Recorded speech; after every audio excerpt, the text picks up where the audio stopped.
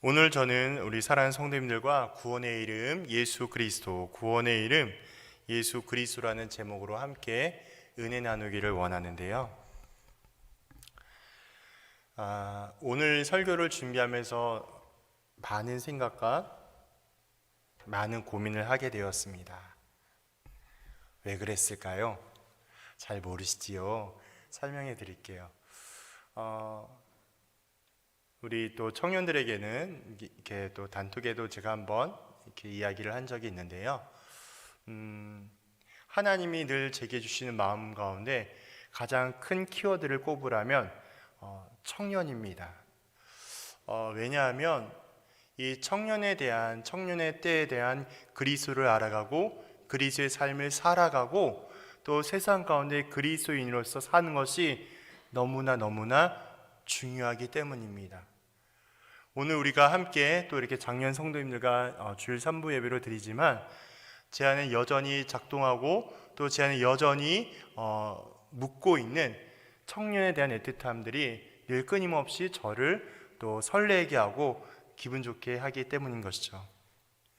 사실 오늘 말씀을 묵상하면서 끊임없이 스스로에게 자문하였습니다. 나에게 있는 그리스도라는 이름과 능력은 어떻게 하고 있는가?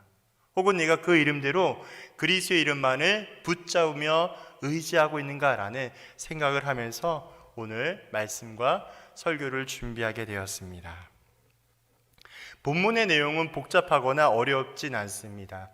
우리 성도님들이 많이 알고 우리 청년들이 많이 알고 있는 것처럼 예수 그리스도의 제자인 베드로와 요한이 초대 교회 시대 때에 복음의 사역을 증거하며 그때 당시에 가장 유명했던 한 사건 중에 하나이기 때문인 것이죠. 오늘의 본문은 예수님의 제자인 베드로와 요한이 주된 인물로 등장합니다.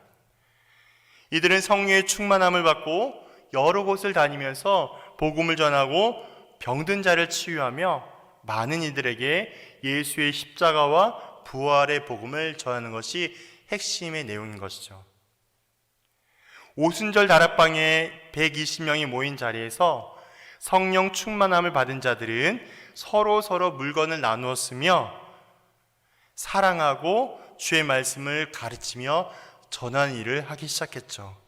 그 말씀이 사도행전 1장 15절에 나와 있습니다. 그때 당시에 모여서 함께 교제하고 주의 말씀을 들으며 전하며 했던 모든 일들이 초대교회의 성도들의 모습이기도 합니다. 참고로 초대교회라고 이야기한다면 예수 그리스도께서 죽으시고 부활하사 처음으로 만들어진 교회 공동체를 바로 초대교회라고 말하고 있습니다. 초대교회 성도들은 함께 모여서 주의 말씀을 배우고 가르치고 또 서로 교제하며 진실한 사랑을 나누게 되었죠. 그 가운데 베드로는 3,000명이 넘는 사람들 앞에서 복음을 선포하고 그들이 회개하여 세례를 받으며 자신의 믿음과 신앙을 하나님 앞에 온전히 고백하게 하는 이적을 만나기도 합니다. 그 말씀이 사도행전 2장 41절에 나와 있습니다. 그만큼 사도 베드로가 성령이 충만하여서 복음을 선포하고 전하였을 때에 하나님이 일하시고 하나님이 행하신 일들이 얼마나 놀라운지를 우리는 성경을 통하여 발견합니다. 이렇게 사역을 감당하게 될 때에 좋은 일만 있는 것은 아닙니다. 우리 성도님들과 청년들도 아는 것처럼 우리가 교회 공동체 안에서 여러 가지 봉사와 또한 일들을 감당할 때에 좋은 일만 있는 것은 아니죠. 오늘 등장한 사건도 그와 똑같은 상황이라고 생각하시면 되겠습니다. 베드로와 요한이 복음을 전파하고 하나님의 일들을 감당할 때에 결정적인 위기를 만나게 됩니다. 그들은 바로 사내들인 공의회라는 아주 엄청나고 아주 무시무시한 의결 기관 앞에 서게 되는 일을 경험하게 되죠. 그 누구도 바꿀 수 없는 가장 막강한 힘과 권력을 가진 기관이 바로 사내들인 공의회라고 할 수 있겠습니다. 그들은 오랫동안 유대교의 가르침을 전파하며 자신들에게 가장 유리하고 이기적인 내용과 방법으로 많은 사람들을 힘들게 했습니다. 그래서 이 사내들인 공의의 사람들에게 반대하거나 저하는 것은 상상할 수도 없으며, 자칫 잘못했다가 저항하거나 반발했다가 죽을 수도 있기 때문인 것이죠. 오늘 사내들인 공의라고는 표현되어 있지 않지만 1절을 보면 그렇게 나와 있습니다. 사도들이 백성에게 말할 때에 제사장들과 성전 맡은 자와 사두개인들이라고 이야기하고 있습니다. 이 전체 무리를 두 가지로 이야기할 수 있는데, 하나는 종교 지도자들과 또 다른 하나는 사내들인 공의회라고 보시면 되겠습니다. 당시에 아주 유명하고 당시에 가장 힘과 막강한 권력을 가진 그 일결기관 앞에서 지금 예수님의 제자들이 위기를 만나게 됩니다. 1절, 방금 제가 말씀드렸던 것처럼 베드로와 요한이 일행들이 많은 이들에게 복음을 전하고 있을 때에 어려움을 경험하게 되는데요.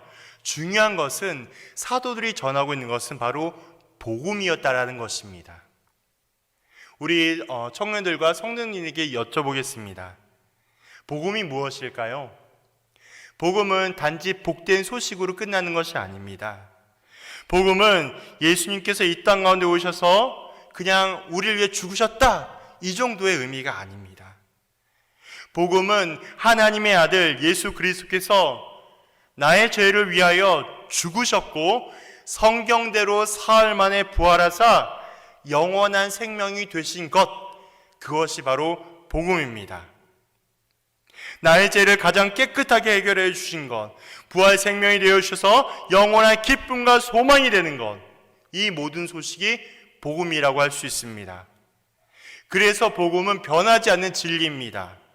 복음은 생명력이 있습니다. 복음만이 나를 살리는 능력이 있습니다. 그래서 복음을 들은 자들은 변화합니다. 그리고 복음을 들은 자들은 전혀 새로운 존재로 변화되게 됩니다. 복음을 통하여 성령님의 깨닫게 하심과 인도하심이 완성하기 때문인 것이죠. 문제가 생겼어요. 제사장들과 성전 맡은 자와 사두개인들, 즉 사내들인 공의회에 이들에게 문제가 생겨버린 것입니다. 4절에 보니까 이런 말씀이 있습니다. 말씀을 들은 사람 중에 믿는 자가 많으니 남자의 수가 약 5천이 되었더라. 성령에 충만하여 선포한 복음을 듣고 무엇이 생겼을까요? 변화가 생겼어요. 어떠한 변화일까요? 바로 믿음이 생긴 거예요. 믿음은 어떠한 노력과 수고로 인하여 얻어지는 것이 아닙니다. 믿음의 완성은 어떠한 과정과 조건을 요구하지 않습니다. 믿음은 하나님께서 그냥 주시는, 거저 주시는 선물입니다. 그래서 선물 같은 것, 바로 그것이 믿음입니다.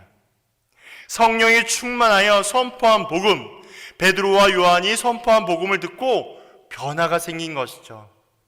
믿음의 선물을 얻게 된 것입니다. 복음을 통하여 믿음을 가지게 된 것이죠. 하나님께서 전하는 자나 듣는 자 모두에게 은혜를 허락하신 것입니다. 전하는 자에게는 성령의 충만함으로 하나님의 지혜를 선포하게 하였다면, 듣는 자에게는 성령의 깨닫게 하심으로 예수님을 믿게 하셨습니다. 그래서 전하는 자나 듣는 자나 모두에게 은혜입니다. 하나님의 은혜가 그 자리에 임한 것이죠. 가는 곳곳마다 담대하게 복음을 선포하였고 복음 때문에 믿음의 선물을 얻게 하셨습니다. 사도행전 4장 5절에 보니까 그 숫자도 무려 5천 명이 넘었다고 이야기하고 있습니다. 이 문장을 다시 한번 이해해 볼 때 시대적인 상황과 배경을 이해할 필요가 있죠. 당시의 시대적인 이해가 어떤 부분이 있었냐면, 사람의 숫자를 셀 때에는 건장한 남자, 청장년 중심으로 사람을 계수합니다. 어린아이와 여자는 계수하지 않습니다. 그것은 당시 그들의 문화적인 배경과 상황 때문에 그러한 일들이 일어나는데요. 이러한 시대적인 이해를 덧붙이게 된다면 분명 5천 명보다 훨씬 많은 사람들이 변화되거나 믿음을 갖게 되었을 것입니다. 점점 많은 사람들이 변화되게 되었고 예수 그리스도의 십자가와 부활의 복음 때문에 많은 이들이 주님을 영접하는 놀라운 일들이 일어나게 됩니다. 다시 내용은 앞으로 가겠습니다. 제사장들과 성전 맡은 자와 사두개인들에게 문제가 생겼습니다. 어떠한 문제가 생겼을까? 2절에 보니까 예수 안에 죽은 자의 부활이 있다고 백성을 가르치고 전함을 싫어하며 라고 나와 있습니다. 지금 그들이 문제 삼고자 하는 것이 바로 베드로와 요한이 가르치고 있는 핵심의 내용, 즉 복음이 문제가 생긴 것이에요. 바로 예수의 십자가와 부활, 그것을 전면으로 부인하고 있고 부정하고 있기 때문입니다. 누가요? 당시 종교 지도자들이. 누가요? 사내들인 공의의 사람들이.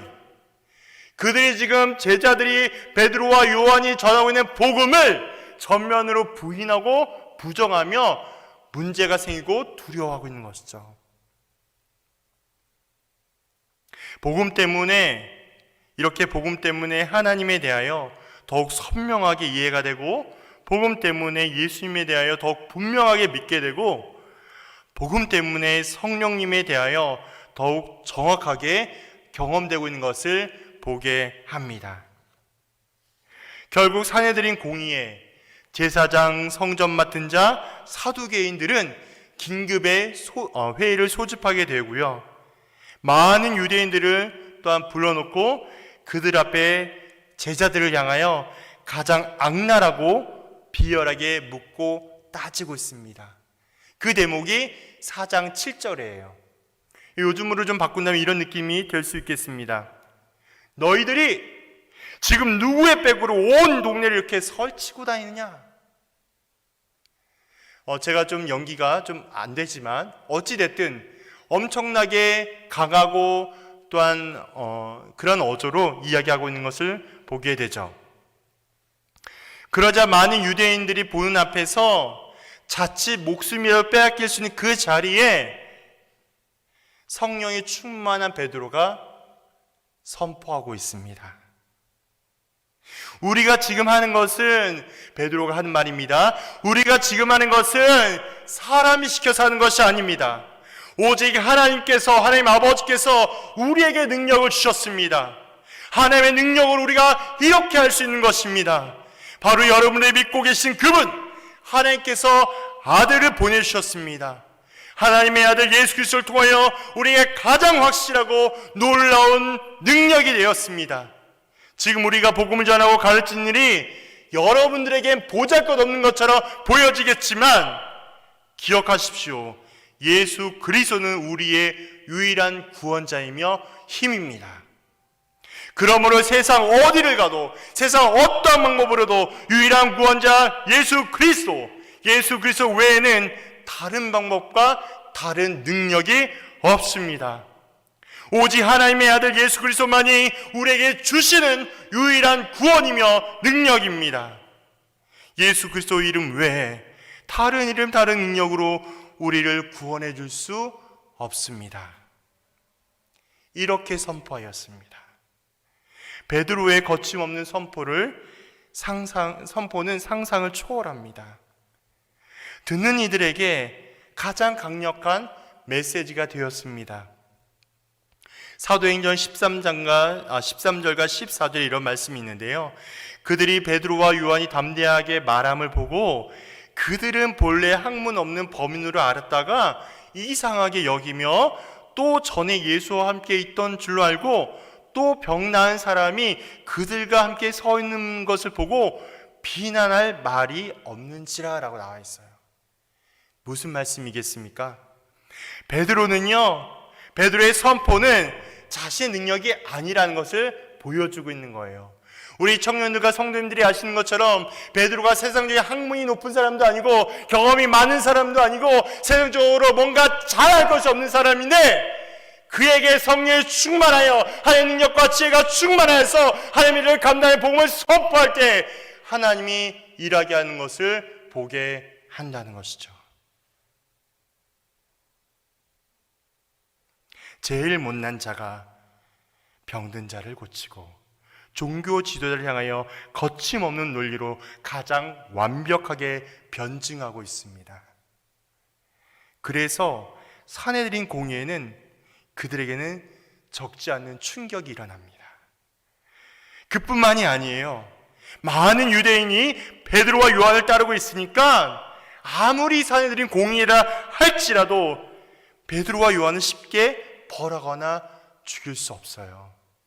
제가 처음에도 말씀드렸던 것처럼 그들은 손 하나 까딱만 하여도 사람의 목숨을 파리 목숨처럼 여기며 죽일 수도 있고 살릴 수 있는 사람들인데도 불구하고 그들은 베드로와 요한을 쉽게 벌하거나 죽일 수 없었어요.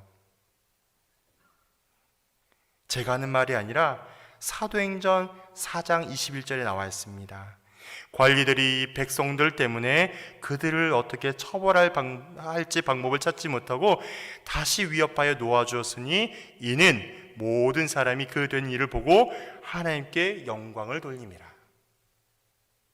말씀이 증거하고 말씀이 나타내고 있는 것처럼 하나님의 일을, 하나님의 성령 충만한 상황으로 하나님의 일을 감당하게 될 때에 그 일을 그 어느 누구도 막을 수 없다는 사실을 보게 합니다.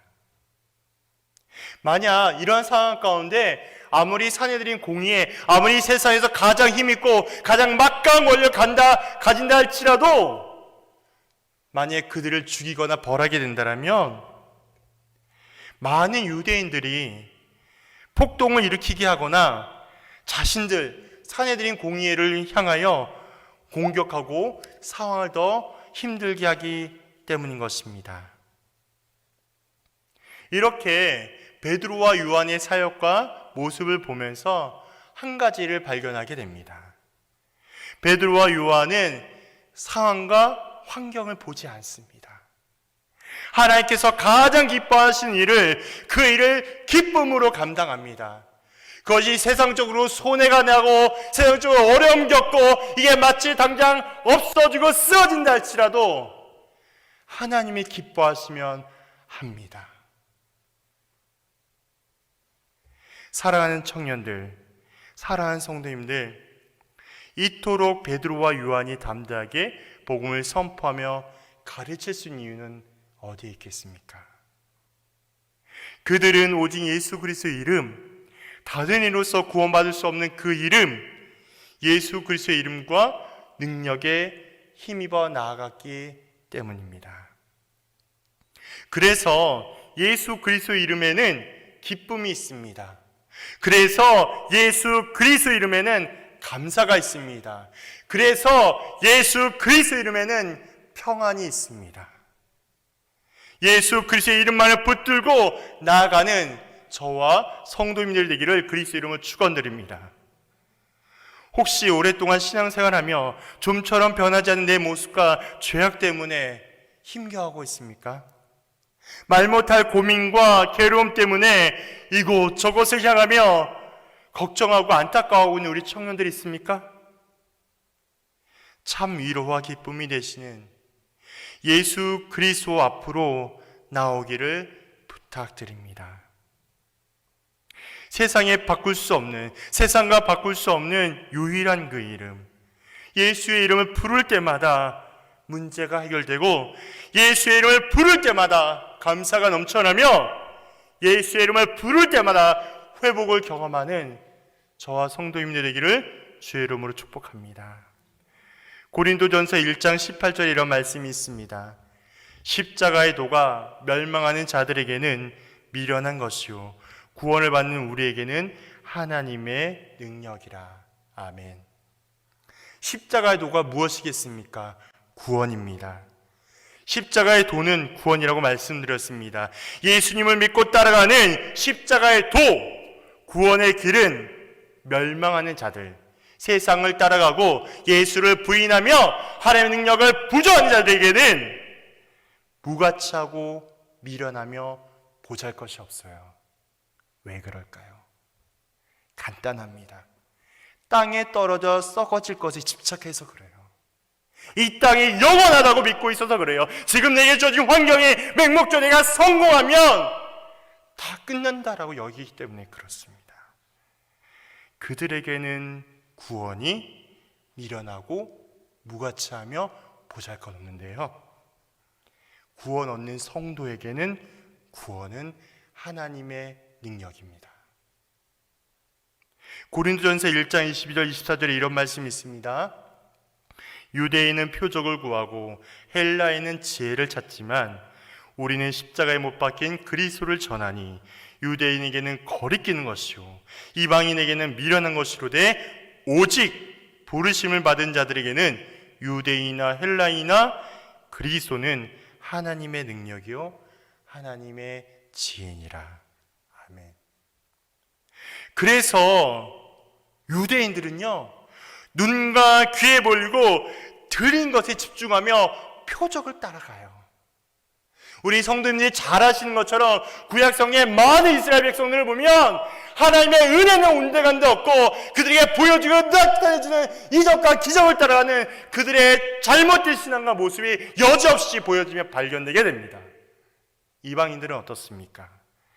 그들은 뭔가 논리적으로 입증이 돼야 되고 뭔가 계산이 맞아야 되고 이게 지식으로 딱 떨어져야 믿음을 생기게 되지만 예수의 십자가와 부활을 믿는 우리들에게는요 복음 자체가 능력이며 복음이 지혜라고 고백하고 있습니다. 예수 그리스도의 복음을 듣고 성령의 도우심을 깨달아 경험하였다면 성령님께서 순종의 자리까지 하나님의 은혜로 우리를 인도하며 완성하십니다. 조금 더 덧붙여 설명을 드린다면 구원을 통하여서 하나님의 영광의 자리에 이를 수 있도록 평생토록 우리가 끊임없는 거룩과 경건의 훈련과 습관을 하시게 되는데요. 이걸 조금 어려운 말로 그리스도의 성화라고 이야기해요.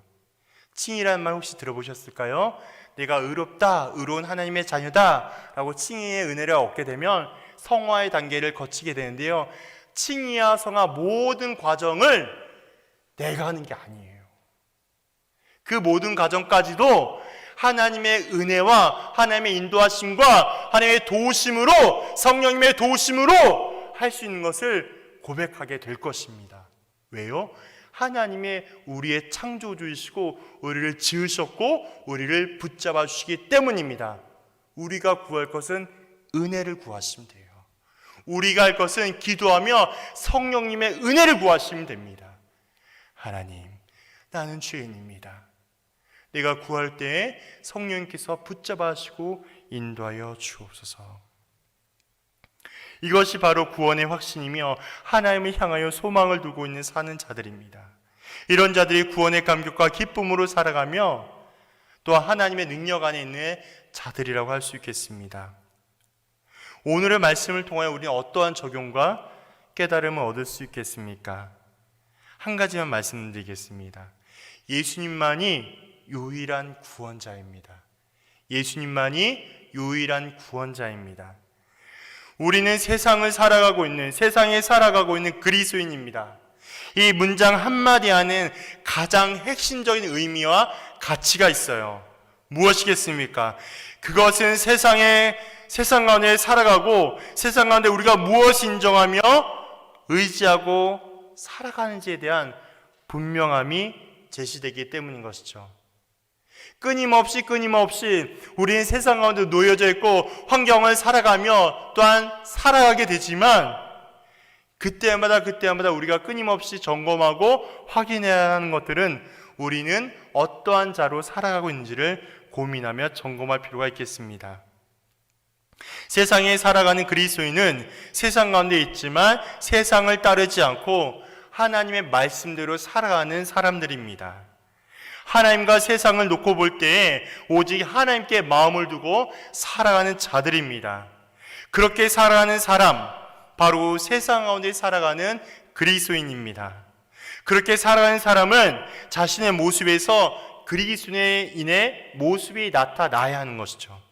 나의 일상 가운데 가장 중요하고 우선이 되어야 하는 것이 무엇인지 가장 명확하게 보여주어야 합니다. 물론 세상으로부터 다가오는 다양하고 화려한 유혹과 시험 앞에 넘어진다 할지라도 낙심하지 마세요.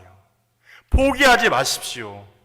또한 답답한 마음과 불안한 마음 때문에 하나님과 멀리하지 마십시오. 그럴 때마다 하나님을 더욱더 인정하고 하나님을 더욱더 부르짖고 간구하며 하나님을 찾으십시오. 그때 하나님께서 더욱더 함께 하실 것입니다. 우리가 세상 가운데 살아갈 때 낙심하지 않고 하나님께 소망을 줄 수 있는 분명함은 우리를 위하여 항상 중보해 주시는 분, 우리를 위하여 도와주시는 분, 끝까지 포기하지 않고 붙들어 주시는 분, 오직 성령 하나님께서 우리를 붙들어 주시기 때문입니다. 성령님께서 우리와 동행하여 주시고 나와 함께 하신 성령님을 인정하고 의지하면 모든 문제가 예상하지 못하는 환경과 상황으로 해결돼요. 나의 예상과 나의 계획과 상관없이 하나님의 도우심과 손길을 경험합니다. 중요한 것은 내가 얼마나 하나님을 인정하고 맡기며 끊임없이 살아가고 있는가입니다. 그러므로 우리는 우리의 유일한 구원자 예수 그리스도 그분만을 인정하며 의지하고 살아가기를 부탁드립니다. 우리의 삶의 우선순위와 나의 삶의 방향과 목적을 내 성공과 만족과 유익함에 두지 아니하고 오직 하나님의 나라와 영광을 위한 삶, 오직 성경의 말씀대로 성경의 교훈하심대로 순종하며 복종하는 삶을 살아갈 때에 하나님을 경험합니다.